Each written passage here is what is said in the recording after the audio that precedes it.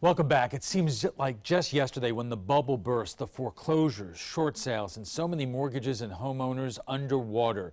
Now the real estate market on the Sun Coast is booming. The sale of luxury homes during the second half of the year up a whopping 61%, a 9% increase in homes $200,000 to $400,000. We could go on, but what does it all mean to you? And joining us for more is Kim Ogilvie of Michael Saunders and Company, Marty Black of West Villages, and Mary Doherty of the Gulf Coast Builders Exchange. Welcome to you all. Let us start with the luxury market, because that's what really popped up to me when I was doing my research. Over 60%. How do you account for that? Right. Well, we're in a very balanced market, but I think that the demand is really driving our market forward.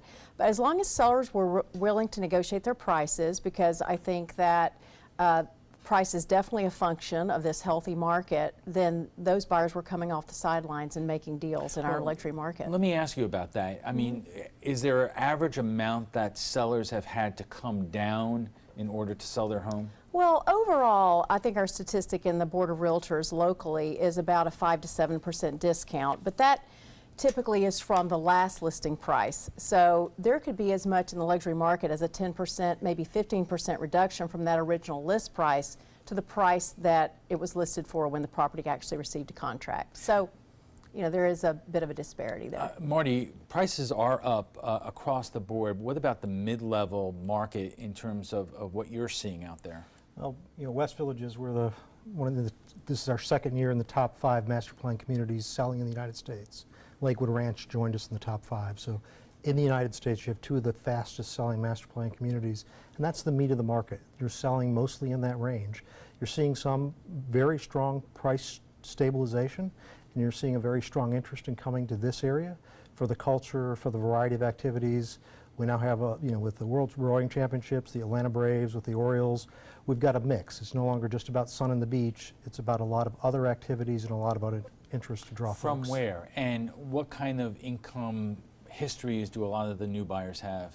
A lot of the new buyers, they're selling a home up north, either in the Northeast or the Midwest. It's still that same group of folks that we've seen for decades move to this area because they want to get away from the cold, or they just want to come down here and relax and enjoy what we have to offer. I mean, the museums, the music, the activities that we have around this community. Mary, you're in the unique position because you work with the builders, mostly in the commercial area, but you know what's going on in the home building area. What are you seeing in terms of the health of the industry? Because for so many years after the economic collapse, these companies were hurting in a bad way. They were really hurting. I had grown men in my office in tears because they had employees that had been with them for over 20 years. They knew they had children in college, and they were having to let them go. I mean, it was rough, and it was really rough in the commercial industry. So what we've seen is slow, steady growth, sustainable growth. It's rare that, I agree with Mr. Lobeck, but a healthier growth, with the banks tightening up their regulations, and it has been slow and steady and sustainable. So in commercial follows rooftops, so we're thrilled about that type of growth in the region. Quick question, because we're talking about the increases in the middle market here, but what about the available workforce? Because a lot of the folks that were building homes, and I know immigration issues actually also play into this. Absolutely. So where are we at in terms of the labor force? That is our biggest challenge. That is our biggest challenge. We do not have enough of a labor force. Therefore, projects are being delayed and prices are rising. So that is our next challenge in the industry. Also, we have a wave of retirees in the industry. So that is our biggest challenge. So at the Builders Exchange, we actually conduct a construction rodeo, and we're trying to target those young people who may not, go on to college to go into the trades. Okay, we have to take a quick break. We're just getting warmed up, and we'll have more on the local real estate market right after we check the first alert weather. Stay with us. Welcome back. We're talking about the booming real estate market on the Sun Coast, and joining us for more is Kim Ogilvie of Michael Saunders and Company, Marty Black of West Villages, and Mary Doherty of the Gulf Coast Builders Exchange. And Kim, why don't you tell me about the average person selling and the average person buying these million-dollar homes? Right. Well, a lot of our market right now is driven by the baby boomers who are either pre-retirement or retirement, selling their large waterfront homes, say in excess of 4,000 square feet on the barrier islands or west of the trail, and looking to experience more of life versus, having a large home to care for children are gone, empty nesters. So there's a real migration to downtown condominiums where there is such a demand. I mean, I know there's a lot of inventory that will be coming online with new development, but I sincerely think that that will be soaked up. So let me ask you this. The downtown condominiums, are more people buying them who are downsizing from those Barrier Island homes, or is it people moving down from the Northeast or Midwest? It's really both. I mean, we have an influx of buyers coming from the Northeast looking for this tax-friendly state, warmer climate, the culture, etc. But a lot of our business we're seeing from those sellers who are just wanting to downsize, have an easier lifestyle. So it's really a balance. Marty, when we're talking about the mid-market, I guess one of the interesting things, unfortunately, would be is that a lot of people who are fairly close to retirement were totally devastated by the economic collapse. They lost a lot of their retirement savings, and if they still worked, a lot of them make 40–50% less than what they used to. So you would think that that would really impact your market, and because people, yes, they've made their money, some money back, but many have not come all the way back. A lot of them haven't come all the way back, but I'll tell you, we're seeing typically over 50% of the buyers are paying cash. I mean, it is still a substantial portion of the buyers in the market, and I don't think it really is, you know, low, middle, or high. There's still a substantial folks that have a lot of investment they want to bring to Florida. They want to be in Sarasota. They want to be close to the beach. They want to be close to an airport that gets you anywhere in the world. And you want to come in and have amenities year-round, and that's what we have to offer. I think one of the things that we see also is it's a mix of communities. You're seeing folks that are going into the townhouses. You're seeing folks going into the golf course communities. Folks that are going in some gated communities, but other folks that are actually looking for a community with mixed income levels, that have families and have kids, and looking for that sense of place and sense of community. Mary, we're mostly talking about the home market right now, but you know, if you move down here and you buy a new home, you also need a place to shop, and you need all those other places. What about the commercial market? Are we seeing the same kind of gains that we're seeing in the residential area?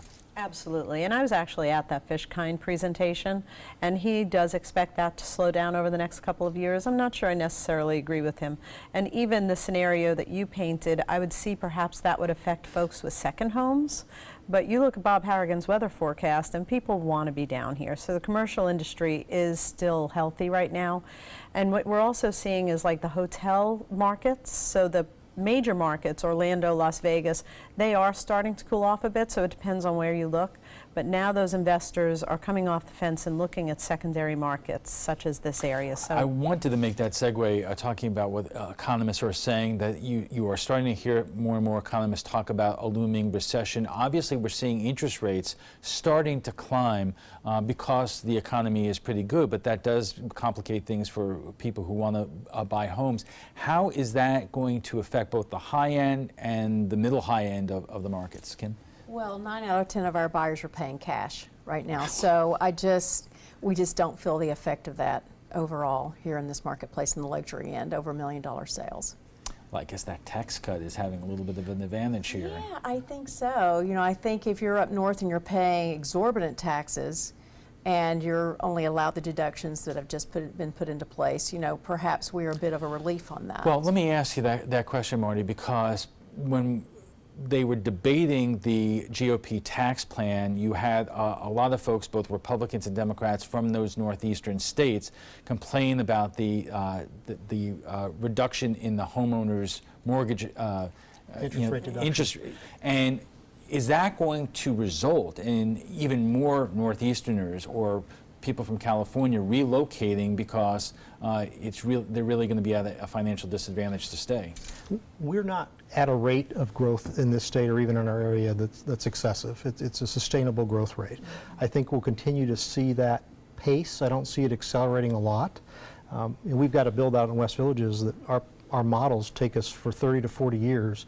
We anticipate little drops as you go through. It's natural in a correction in the market. You know, when folks say a recession and they talk about a bubble occurring, what we went through 10 years ago, I don't think can be replicated because of the regulations that have put in place. But I think more importantly, everybody remembers it still. And so folks are a little bit more cautious. You know, you still see a little bit of dickering on price. You're not seeing, you know, people coming with 5 bids and people drumming up the prices artificially in the homes. It's still a buyer-seller negotiation process. And as long as we have that, it's a balanced market. It's the market conditions working.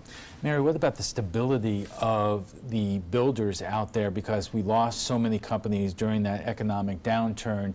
I would imagine other companies have popped up, but you know, this is not an easy business to get into and sustain. Right, and it was primarily survival of the fittest. So the companies that remained really were the ones who were here for generations and the strongest, you know, of companies with best business models, and they're here to stay. This is their community. This is where they're raising their families. So they made it through the recession, and you know, now they'll make it through this time probably stronger and smarter. What is the biggest thing that builders are concerned about going Labor. forward? Workforce and labor. That is the primary challenge for the industry right now. We could probably do another show on this We because probably could. that does raise the question about a whole lot of things in terms of the labor force and immigration, and what the builders are doing in terms of, you know, going to our legislators in Congress in terms of not doing things that will make that job more difficult. Right. A And that pathway. Go ahead. Actually drives prices up, because the cost of labor, then you have to compete with other skilled labor pieces. We compete across the country to bring more labor here. We're driving up basic costs of goods and services, including homes and amenities, and it gets into a cycle that we think is not good long term for our state and our region or for our country. Kim, we have about 90 seconds left, but I do want to ask you this question because another provision of the tax plan that just went into effect makes it easier for people to bring their money back home from offshores.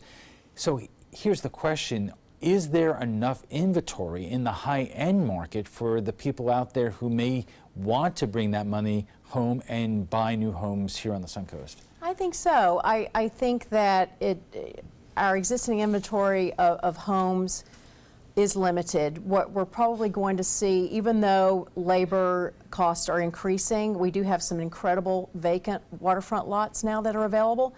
I think you're going to start seeing people build more. I mean, everyone wants new. Right now, new is the real thing. So I think even though those labor prices are increasing and rising, you're going to see these A-plus waterfront lots start to be built on because of our limited inventory. Okay, we have to take a quick break and we'll be back for final thoughts in a moment. And our guests join us right now for final thoughts. So Kim, when we're talking about the high-end market here on the Suncoast and Sarasota, what is the one thing you want our viewers right now to take away from this conversation? Well, I think that Sarasota has been discovered. I mean, we are no longer a best-kept secret on the map, on the globe. So now's a good time to buy. I think that while inventory is the way it is, you're in a very balanced market. I think we're seeing lots and lots of baby boomers and people who are in pre-retirement come now and buy, say, 5 years ahead of when they want to retire, because they realize, I think, what Sarasota is going to be, and prices could get tighter. And it's just a good time to buy. You know, Marty, the one thing that I noticed in my own neighborhood, when we moved in, there were so many homes that were foreclosed on, closed up, in disrepair, and one by one they went away. And you know, our community is built out. You're building as much as you can. Yeah, and I think one of the things that is a takeaway is we've got multi-million-dollar investments. We're building Atlanta Braves spring training. It's $110 million for that. It's an infusion of jobs. It's an infusion of an opportunity to draw more folks to the community, and building a sense of community in place, continue to keep Sarasota, Northport, West Villages, Venice, those areas special. People continue to come, and that's healthy for us. So, Mary, that brings up the question, how stretched are builders right now in terms of having, we talked about labor, but everything builders need to build? There's not a problem with the supply chain. The supply chain is fine. The focus is primarily on labor. But, you know, let's just assume that Hank Fishkind is correct, and we have a 2-year window here.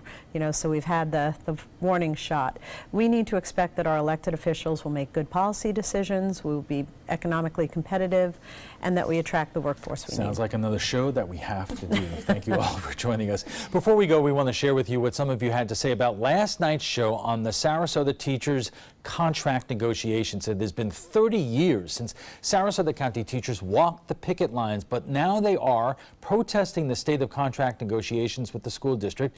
The Sarasota County teachers are up for at least a 3% pay raise. Here is what some of you had to say. Kathy says the impact of a good education lasts for a lifetime. Teachers should be paid appropriately and given the tools they need to keep their classrooms operating in the best manner possible. Sarah says, yes, they should get a raise. A 3% raise does not even cover the cost of living increase for a year here. These people are spend 8 hours a day with our most prized accomplishments, our kiddos. And then there's Steve, who says if they strictly teach subjects, yes. If they are pushing Islam and progressive views, then definitely not. And the kids would be better off homeschooled. Pushing Islam, Steve. Really? Steve, what do you think is going on? Where did you read that? Where? Ah, got it. If you'd like to join the conversation about tonight's topic, just visit our Facebook page at facebook.com/mysuncoast.com.abc7.